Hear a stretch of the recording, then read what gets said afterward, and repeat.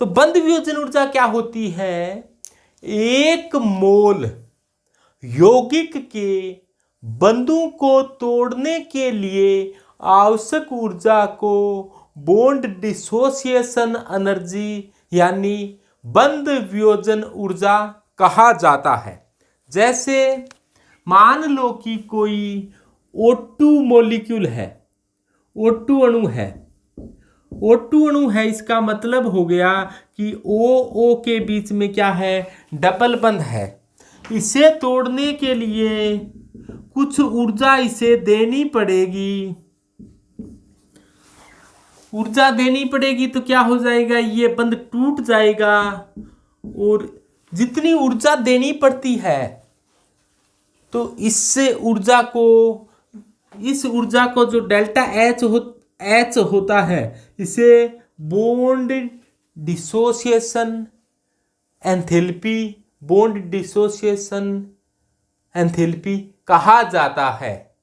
तो bond dissociation energy, अन्य example बताएंगे आपको कि बॉन्ड डिसोसिएशन एनर्जी क्या होती है कि एक मोल कोई बंध है, उनको तोड़ने के लिए जितनी ऊर्जा की आवश्यकता होती है वो बॉन्ड डिसोसिएशन एनर्जी के बराबर होती है।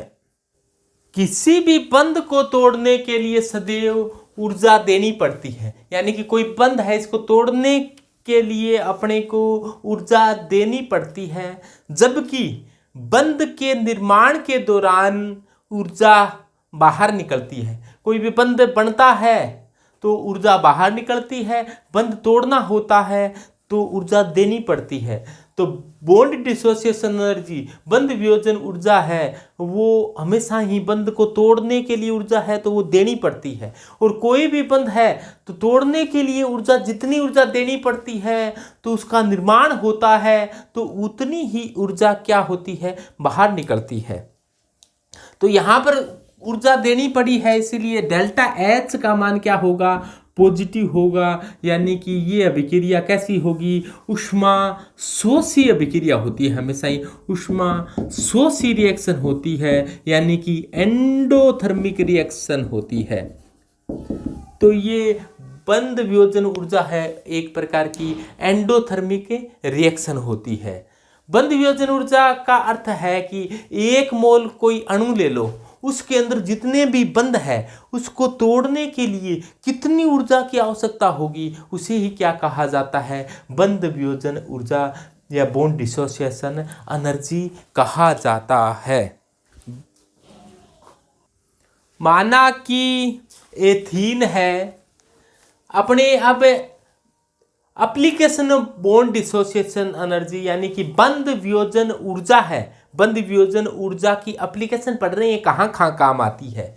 कोई भी अभिक्रिया है उसकी डेल्टा एच ज्ञात करने में, डेल्टा एच कहा जाता है अभिक्रिया की एंथैल्पी कहें या अभिक्रिया की ऊष्मा कहें। कोई भी अभिक्रिया है उसमें कितनी ऊष्मा बाहर निकली है या कितनी ऊष्मा शामिल हुई है, उसकी गणना है वो बॉन्ड डिसोसिएशन एनर्जी की सहायता से आसानी से हो सकती है। कैसी हो सकती है उसको ध्यान से देखो। मान लो कि ये कोई एथीन है, इसकी क्रिया हाइड्रोजन के साथ करवाई गई, हाइड्रोजन के साथ करवाई गई, यानी कि यहाँ पर हाइड्रोजनीकरण हो गया। तो हाइड्रोजनीकरण के बाद में जो प्रोडक्ट बना है वो क्या है कि आप जानते हो एथीन के साथ जब हाइड्रोजन जुड़ती है तो एथेन बन जाता है, यानी कि एल्केन बन गया। इसे क्या कहेंगे? एथेन कहेंगे। तो ये घटना हुई है हाइड्रोजनीकरण, यानी कि अब देखो यहां पर हुआ क्या है, कौन से बंध टूटे हैं और कौन से बंध नए बने हैं। देखो यहां पर ये बंध टूट गया, देखो ये बंध टूटा है और ये बंध क्या हुआ है? नया बना है। पहले टूटा है और नया बना है। और साथ के साथ कौन सा बंध नया बना है? एक, पहले दो बंध तो थे और एक बंध क्या हुआ है? नया बना है, यानी 3 बंध नए बने हैं और एक बंध टूटा है। तो डेल्टा एच ज्ञात करने के लिए सूत्र क्या होता है?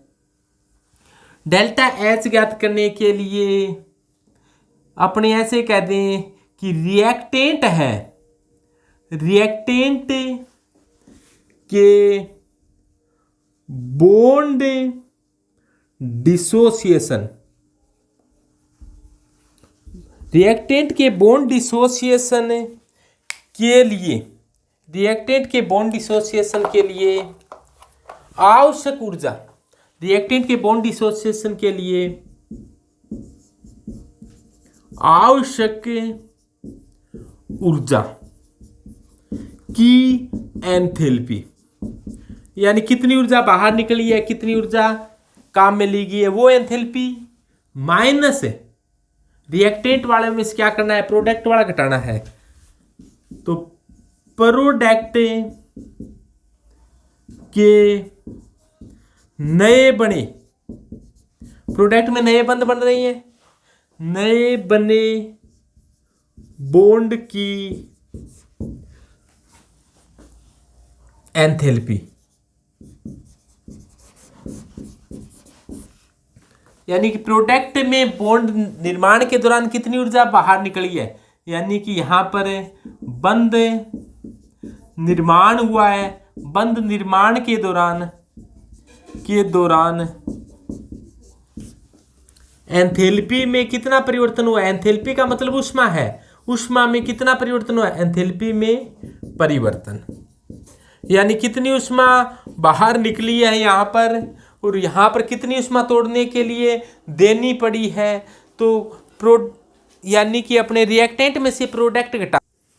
अब देखो क्या हुआ है यहाँ पर, रिएक्टेंट के बॉन्ड डिसोसिएशन, एक बंद तो ये तोड़ना पड़ रहा है, एक बंद ये तोड़ना पड़ रहा है, तो डेल्टा एच है वो सी डबल बंद सी वाला तोड़ना पड़ रहा है, यानी सी डबल बंद सी वाला बंद तोड़ना पड़ रहा है, उसकी डेल्टा एच आ जाएगी, प्लस एच और एच के बीच वाला बंद तोड़ना पड़ रहा है, तो डेल्टा एच कौन सी, एच एच वाली आ जाएगी। तो ये तो रिएक्टेंट की है, इसमें से घटानी कौन सी है, माइनस है। प्रोडक्ट में कौन सा बंद बन रहा है, एक तो कार्बन कार्बन के बीच का बंद बन रहा है, इस दौरान डेल्टा एच कितनी है, कार्बन कार्बन वाली प्लस है, और दो है वो सी एच बंद है, तो डेल्टा एच सी एच बंद वाली है, वो दो है, एक देखो सी एच बंद इधर है, एक देखो सी एच बंद इधर है, तो इसको दो से क्या कर दो, गुणा कर दो, यानी कि डेल्टा एच सी सी क्या है, सी सी बॉन्ड की बॉन्ड डिसोसिएशन एनर्जी है, डेल्टा एच एच क्या है, एच एच बॉन्ड की बॉन्ड डिसोसिएशन एनर्जी है, और ये डेल्टा सी सी क्या है, सी सी बॉन्ड की बॉन्ड डिसोसिएशन एनर्जी है, और सी एच क्या है, सी एच बॉन्ड की बॉन्ड डिसोसिएशन एनर्जी है। और यानी कि डेल्टा एच ज्ञात करना हो अपने को, तो ये क्या है, रिएक्टेंट की कुल टोटल डेल्टा एच है वो किसकी, रिएक्टेंट की जितनी भी है उसका सभी का जोड़, सिग्मा कहते हैं अपने, रिएक्टेंट के जितनी भी बॉन्ड डिसोसिएशन एनर्जी है उसका जोड़ कर दो, फिर माइनस का निशान लगा दो, और प्रोडक्ट की डेल्टा एच है, delta H product bond dissociation energy product की है, उसका क्या कर दो, जोड़ कर दो, यानी कि रिएक्टेंट की बॉन्ड डिसोसिएशन एनर्जी में से प्रोडक्ट की बॉन्ड डिसोसिएशन एनर्जी घटा दो, तो वो क्या आ जाएगी, अभिक्रिया की ऊष्मा आ जाएगी। यहाँ से एक क्वेश्चन हर एग्जाम में आता है।